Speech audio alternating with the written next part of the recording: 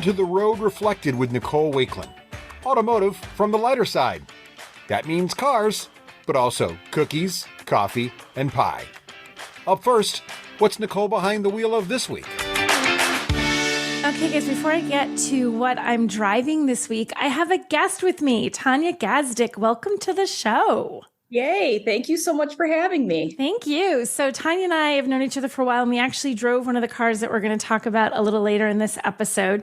But what we're going to talk about first is the 2023 Mercedes Benz, I should probably say their name right, Mercedes Benz EQS SUV. This is the luxury SUV version of the sedan. It's all new this year, and it's like EV living at its finest. Have you had a chance to drive this yet, Tanya? Sadly, no. It is at the top of my wish list, and this is going to just make me bug the good drive shop folks even faster than I normally would. Yeah, because this is really something else. Or navs. I can't remember now. Monroney moment. Okay, so it's the 2023 Mercedes Benz EQS 580 SUV exclusive is the whole title. It has a range of 285 miles of charge, dual electric motors, so you got all-wheel drive, 536 horsepower, 633 pound-feet of torque, and the price on this is $129,100. Tanya, it's kind of expensive. That's like my first house didn't cost that much. I mean, that's crazy. Oh my gosh, my first house didn't cost that much either. Now that you say that, it was not a lot less than that, but it technically, oh my gosh, if I was buying that then it's more than my first house. Yeah. That's kind of scary. But this is absolutely 100% a luxury SUV. It has all the over the top. I think when you really get to a certain point in luxury, it's just like, how much stuff can I throw at this to make this ridiculous? And they've thrown a lot of stuff at it. There's massaging seats. They have these headrests. Instead of just, there's normally like a firm headrest behind your head, there's an actual pillow, Tanya. It's like a little suede covered pillow. They kind of like, sweet. Yeah, a little pillow. But I discovered it because it's suede. Not that I'm like super like picky about my hair, but my hair keeps sticking to it. So I feel like it's like messing up the back of my hair, but it is really nice and comfy. So instead of getting hat hair, you're getting car hair. I'm getting car hair. I'm getting Mercedes Benz EQS SUV exclusive car hair. Yeah. Yes. Yeah. I think I'd rather have that than hat head because this is way more comfy. Yeah. But is it too comfy? I mean, it feels like one of those things like because you want to be relaxed and comfortable, right? You don't want to be sitting behind the wheel feeling like you're really stiff and you're, oh, this is awful. But I kind of feel like on a long road trip, you might be like, oh, this is too much. I could doze off. Like you can't let yourself get too comfy. And the massaging seats, there's like a zillion different, there's different settings. Do you want it to massage your back? You want it to massage your shoulders? Do you want the deep tissue massage? Do you want the light, just kind of muscle relaxation massage? It's kind of crazy. I love trying out, not on this particular vehicle, but on other vehicles that have had it. It is getting crazy. It's like they have like a waterfall feature on the massage. Yes. And it's like, really? What does that mean exactly? And I guess it's good because if you're on a road trip, you do get stiff, no matter how cool the car is, eventually you're kind of like, okay, I need to move around. I guess it would keep you from getting too stiff on a road trip. But I also, again, puffy headrest, massage, there's heated seats. I don't want this thing to put me to sleep. I feel like if you're just like waiting for your kid, because everybody that has a $129,000 car is putting their kid in it. But if you were waiting for your kid, you could be like asleep in the carpool lane. Like other moms would be honking at you. Beep, beep, go get your kid. Wake up from your little massage break there. Oh, there are worse problems to have. There are definitely worse problems. And this is a two-row SUV. It has the option for a third row, but I just had it with two, and it's super roomy. I mean, it's not boxy in that it's square and awful, but it's just got a very large interior. I mean, my husband is 6'3", and he's like, this is fine. This will work. And in addition to that really roomy interior, it is so powerful. There's that whole thing with EVs where you hit I still want to call it gas pedal, just pedal. Because accelerator sounds like I'm being formal. Like it feels weird. You hit the pedal and they go. Like it doesn't even matter the horsepower, right? Right. They're all so fantastic. They're all just so fantastic. So this one goes from 0 to 60 miles an hour in 4.5 seconds. and it's not small. I was just going to say that's crazy for such a big vehicle. It is crazy. It like is a house coming at you, basically. Exactly. Get out of the way here. Coming with my massaging seats and puffy headrest. Yeah, so it moves, but it's also, the weird thing that you have to get used to when you're driving an EV is that you hit that pedal and you don't hear anything. You don't hear like a grrr or anything to let you know that you have in fact mashed it to the floor, because there's no engine. It's just electric. So it does so very quietly, and I always feel like it's really perfect for a luxury car, because you want a luxury car to sort of be kind of quiet, kind of soothing.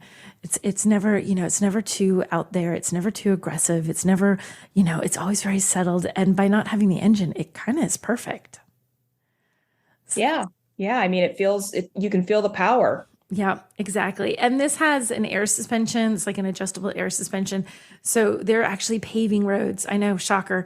But they're paving roads, as I think like they do in Michigan. Don't they spend half the year, especially during summer, everything is ripped up. So you have that horrible, rough, broken pavement, and it's actually like you don't feel it. Like you feel the first little bump as you go from paved to unpaved. But otherwise, once you're on it, you don't hear the noise of the tires. You don't feel the rattle. It's pretty incredible. But the thing that is the most ridiculous thing on this car, and like I sat down and had that like, whoa, what the heck moment. It is the 56-inch MBUX hyperscreen that goes across the dashboard. And when I say it goes across the dashboard, it's the entire dashboard, like end to end, because there's a 12.3-inch digital instrument cluster, and then a 17.7-inch infotainment screen, and then a 12.3-inch infotainment like extra screen for your passenger. So it looks like the Enterprise in there. And especially at night, you're like, oh my gosh. You feel like you should just, if you found the right button, you could like hit warp drive. It is. Is it too much though? Do you think like having that much screen is too much? Not for that kind of money. I mean, you're seeing it in all the other luxurious giant SUVs like the Escalade, the Navigator, the Grand Wagoneer. They've all got the giant screen. So it's like everyone has to keep up with each other. Do you think that if it was like, would you like it? Like they're keeping up with each other. Do you like it though? Would you rather see like a more mild-mannered screen in there? Or do you like that when there's so much screen? I don't mind a screen, and as long as it's not stupid, well, certain things you should have a knob for, like I don't like the no knob thing. So you got to have a knob here and there. So. And that's what this one does not. I feel like it could use a little more on the physical controls as opposed to having touch screen. And like the steering wheel, there's a lot of touch buttons on the steering wheel as well, which sounds kind of neat, except I've always found, I don't know if you've driven another Mercedes or another vehicle with the little touch pads that are they're like the size of your pinky nail. They're tiny. They're so tiny. They're so tiny. So first you have to find it, but then also if you turn the wheel and you aren't real careful every now and then, you've swiped a finger lightly across it and suddenly it's like, wow, volume. So I'm not a super fan of the touch buttons on the steering wheel. It can get dangerous if you accidentally turn too fast, or I've managed to hit the paddle shifters by mistake. And suddenly I'm like, what the heck is going on here? I'm shifting the car, I guess. Yeah. Oh, and the perpetual Mercedes thing that I always have a hard time with, where the gear shift is where the turn signal is, like on a lot of cars. So it's like like it sticks out and it's not on the right-hand side, right by where your turn signal will be. The number of times I have shifted a Mercedes into neutral, like, oh crud, I need that to be in drive. I guess you get used to it though. Yeah. And it's kind of funny because I was just looking at some old pictures of old Cadillacs, and that's where the gear shift was, on old cars. So I think, it's just what you get used to. So it's the fancy new car, but that it has a feature that's old car, but we feel like it's new car because it wasn't there for a while. Well, check out the 1982 Cadillac Fleetwood DeVille, because they have that gear shift on the side thing too. Do they really? So if you had $129,100 just burning a hole in your pocket, would you buy one of these? I would consider it. I mean, I don't have children to haul around, but I do have a dog who would probably appreciate it. And yeah, I mean, it's one of those things, like, it's comfortable if you're on the road a lot. Even if you're not on the road a lot, it's like you want it to be comfortable. So what about like, is there some other vehicles that sort of compete, especially in that giant screen front? The Escalade has that 38-inch curved OLED screen, Which was revolutionary at the time. And now it sounds dinky compared to everything else. It's kind of hilarious. It's like, look at our new tech. Want, not anymore. And then the Wagoneer has, what is it, 75 Over inches? 75 inches. Which is like dwarfs what the Mercedes has. And they also have that little screen for the passengers. With which one, if you had to pick, I'm going to make you pick, Escalade, the Mercedes, or the Grand Wagoneer, which would you pick? I've not driven the Mercedes, so I can't really make an informed decision. Okay. But between the other two, I'd probably go for the Escalade just because it felt more badass to me. Like more badass. Yeah, it just kind of had a little bit of an attitude, like more so than the Grand Wagoneer. I don't know. The Grand Wagoneer has it too, though. Definitely people notice and get out of your way. Okay, so the Grand Wagoneer loses to the Escalade. Okay, everyone, if you like what you're hearing, then go ahead and hit that like button and subscribe either on YouTube or your favorite podcatcher. Okay, the next car we're going to talk about, Tanya, you and I drove this together. Oh, that was so much fun. Yeah. We drove to hell and back. We literally drove to hell and back. This is where I discovered that there is a place in Michigan called Hell, and everything is like, not the whole town, but you drive through the middle of the town and things are kind of hell themed. Like you see restaurants with like fire and little cartoon devils and pitchforks. They seized the branding opportunity. It's like, we're going to be hell. So good for them. Like you go, if you're named Hell. I would love to know how they became named Hell. Was it really bad once upon a time, do you think? Like a horrible place? There were like hordes of locusts and something. Like, how do you pick that? Right? Like you're establishing your town. Let's call ourselves Hell. Well, I don't know. We also have a Christmas Michigan. So, is that to balance it out? How does anybody come up with any of these silly names for towns? It's just so you could go from Christmas to hell in like one day if you wanted to in Michigan. You could. It'd be a long drive though. It's like but you could do it. It's up north. Yeah. Okay. Well, we just went to hell in the 2024 Buick Envista, which is an all new Buick. It's not just new this year. It's like totally new. New for the U.S. They for are, the U.S. Yeah, they're selling it in China, so that doesn't count though. So that doesn't count for us. For everybody here, it's new, and it's now sort of like their entry level price for Buick. It's actually incredibly affordable, Buick or not Buick. It starts at $23,495. There's just 3 trims, and the top trim, which is their Avenir, which is the fanciest badge that they have on a Buick, is $29,695. The one in the middle, $25,195. So you can get a pretty tricked out car for less than $30,000. That's unusual. I mean, that's becoming next to impossible. There are so few vehicles on the road for under 20, under 30, and especially not under 25 if you're cool with the entry level. Right. And the thing is, when you get into that under 25 price point, a lot of the times it really starts to feel like it's under 25. Like they just aren't fun to drive and they look a little cheap. And then they're like, I like to say plastic fantastic inside, like the materials are just... But what did you think about the inside of the Envista? It was nice. I mean, it had the different textures going on. Nothing felt, super fake plastic. They did a nice job making it feel upscale, for the price point. Definitely. I agree. Not and like I thought a vehicle that was more expensive than that. It did. Like you wouldn't sit down and immediately think, oh, this thing was under 25. You think it looks like more than what your sticker says, which is always a nice thing for a car company to pull off. One of the things they did, we're talking about big screens on the giant expensive cars. This is not 130,000. You could buy what? You could buy 5 of these or 1 Mercedes. Take your pick when you think of it that way, right? But this also has a pretty good screen size when you're considering the price of this car. So the display itself is 19 inches and there's an 8-inch instrument cluster and then an 11-inch infotainment screen. So it has that look, even though it's technically 2 different screens, it has the look of one large screen across the dashboard. What did you think of that infotainment screen? It was good. I mean, I thought it was plenty big. It wasn't stupidly big. It looked like it was well integrated and it worked well. It did what it was supposed to do, basically. Yeah. And I feel like by having that screen, like, the big ones look really fancy and expensive. It's not as big as what you're getting on a Mercedes, but it still is enough that it gives it a little bit of upscale. Like you have a tiny little 5-inch screen because there's still some cars with like 5 or 6-inch screens out there. You sit down in those and you're like, oh, it looks dated and it looks cheap. Even if it wasn't at the time when they first came up with the design, it's starting to look really dated now. Right. Right.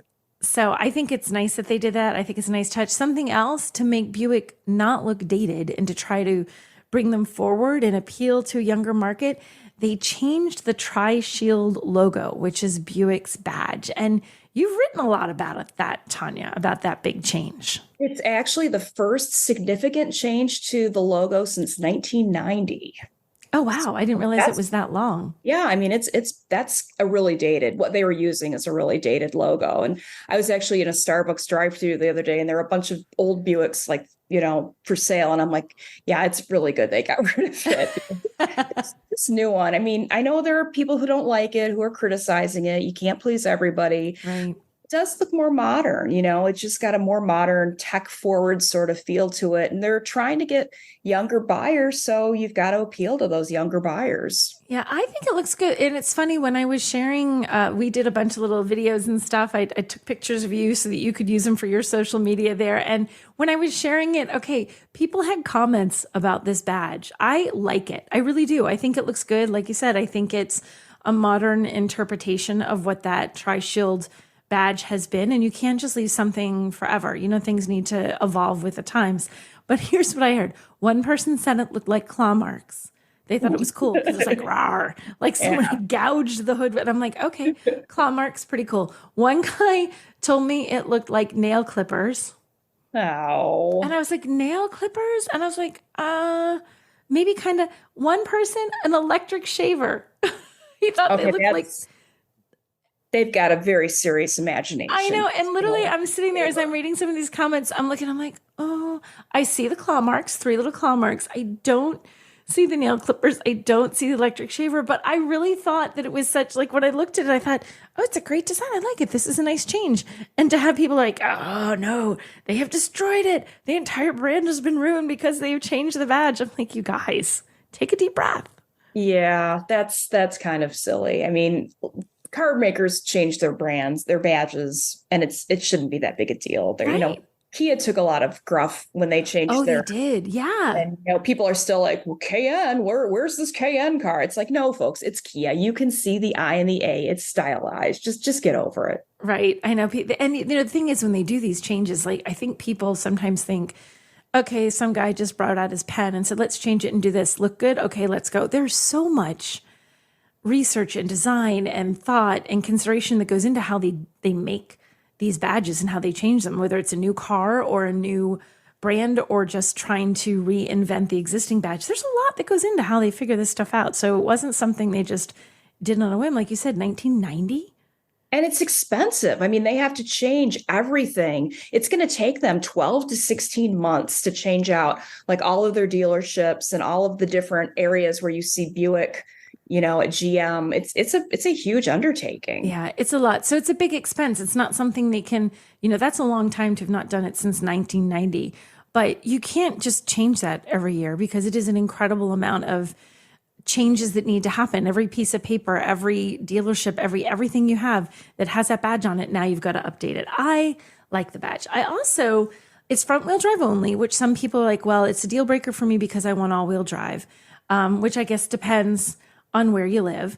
I've always said that front wheel drive doesn't freak me out if you just have really good snow tires or winter tires. I shouldn't call them snow tires because winter tires go a long way to making up for what not having all wheel drive does. But the engine in this, it's a 1.2 liter turbocharged 3-cylinder, which immediately has people panicking. Like people, oh my gosh, that's a 3-cylinder engine, and they run away. It's 137 horsepower, 162 pound-feet of torque, which are not gigantic numbers, but they're fine.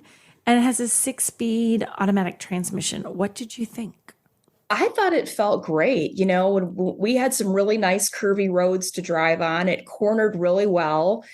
And it felt, when we were leaving stops, it felt like it had plenty of power and it had a nice little gravel to it. I remember you noting like, oh, that's a good noise, that engine noise. Yeah, I thought it sounds good. It doesn't, Sometimes an engine is smaller because this isn't a big engine. It is smaller. But sometimes when they're smaller, they kind of have that sort of strained sound to them. Like they're working really, really, really hard to make you go. This never sounded strained. It sounded really good. So you never had that sense of like, I'm asking it to work too hard. When we had to accelerate kind of hard to get onto highways to really move, it moved. It wasn't as if I felt like I couldn't accelerate into traffic.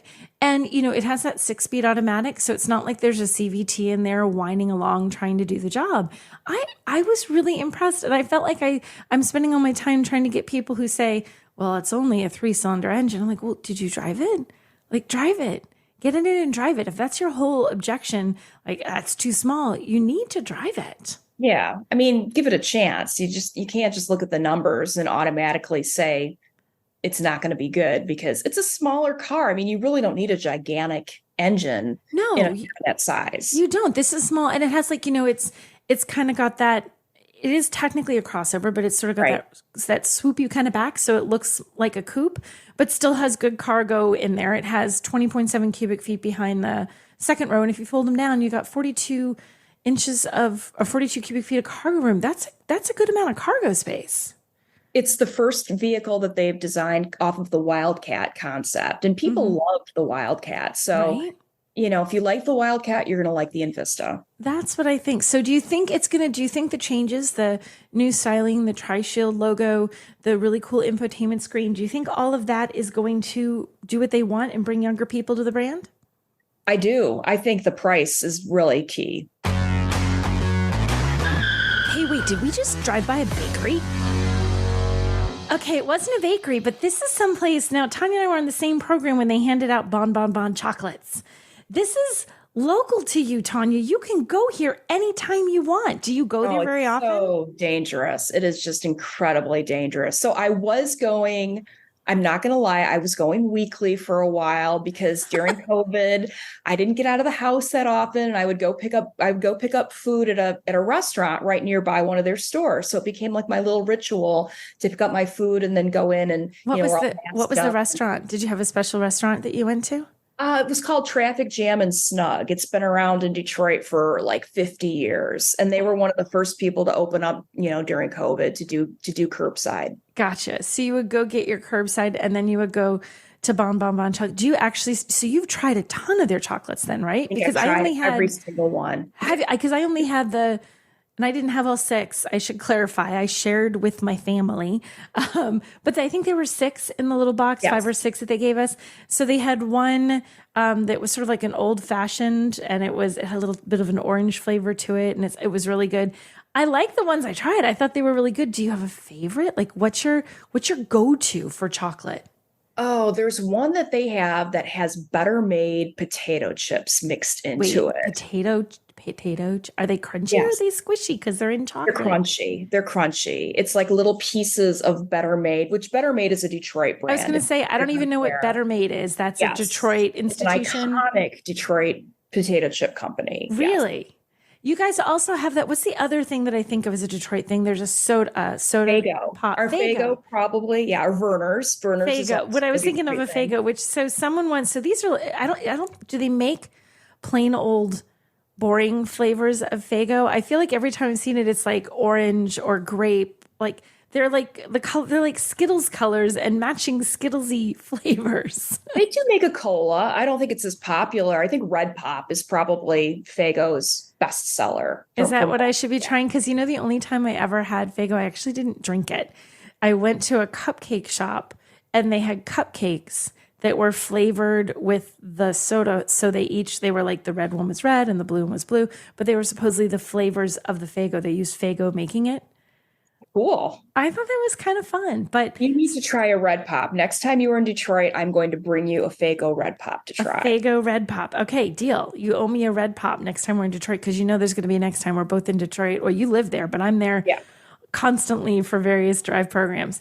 So you went to Bon chocolates all the time during COVID, which I feel like is like the best comfort food. If I'd had a little chocolate shop near me during COVID, I would have been all in on that. And they were so cool and so safe. Like they were only letting one person in the store at a time, and lots of social distancing. And they did a good job of keeping everybody safe. So I could get my chocolate fix without risking death, which was nice. So would you literally just go in and buy one? I don't think I could buy one. No. You can buy any number of them. And I would usually buy 5 or 6 because I also have a husband that I have to share with.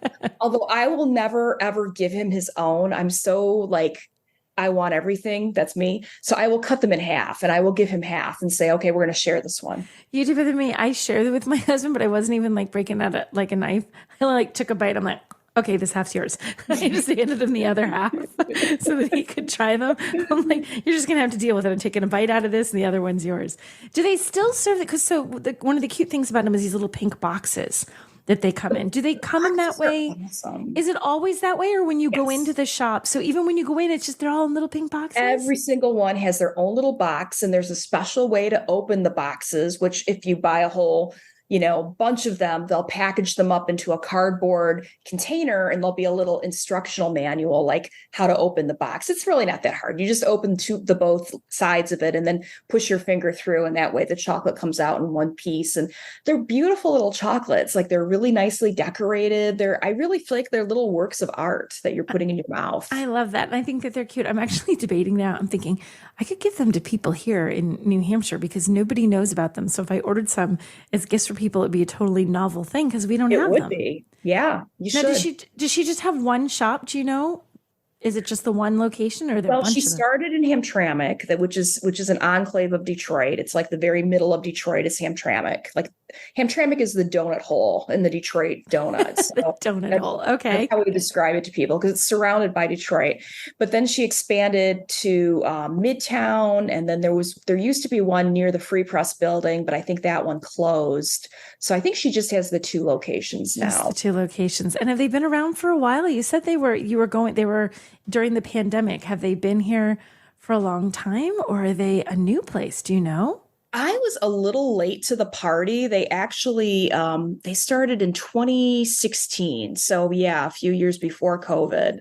But it's kind of cool because the woman who started them, she was only 27, which is kind of young to be starting a business that, a big business. And she's been written up in Forbes and she's been on CBS News. So, they have gotten some national attention, which is kind of cool. Oh, that's really cool. I love to see someone starting a business, like a small business like that. And especially woman-owned business is always really cool. And at 27, and now it's turned into a successful business where she has multiple locations, and I'm now addicted to their chocolate. And Buick is buying them to give to journalists. So that kind of says something, right? I know, that's kind of because they like to find things when the automakers do stuff, they try to find something that either somehow has some connection to the car, the brand, or to the location where you're doing stuff. So the fact that they picked this chocolate shop, I'm thinking somebody at Buick has a sweet tooth for chocolate. We'll have to find out who it is. It has to be someone who's like, I want these chocolates. Yeah, somebody who's cool too, because they're cool chocolates. Yeah, they're fun. They're not like boring flavors. They're fun flavors. Well, Tanya, thank you so much for coming on the show and chatting with me about cars and chocolate. Tell everyone where they can find you if they want to read more about what you write. Well, I write every day for MediaPost, which is online, MediaPost.com. And then I'm also freelancing for Ward's Auto and A Girl's Guide to Cars. And I see here you're also on Instagram, so they can look for you on Instagram. Yes. Follow me on Instagram. I post videos. Awesome. Thank you so much, Tanya.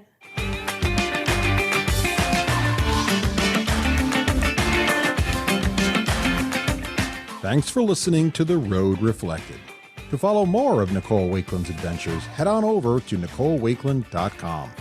There you'll find links to her social media from TikTok to Twitter, as well as her work across a wide range of media outlets. Until next time, keep it shiny side up.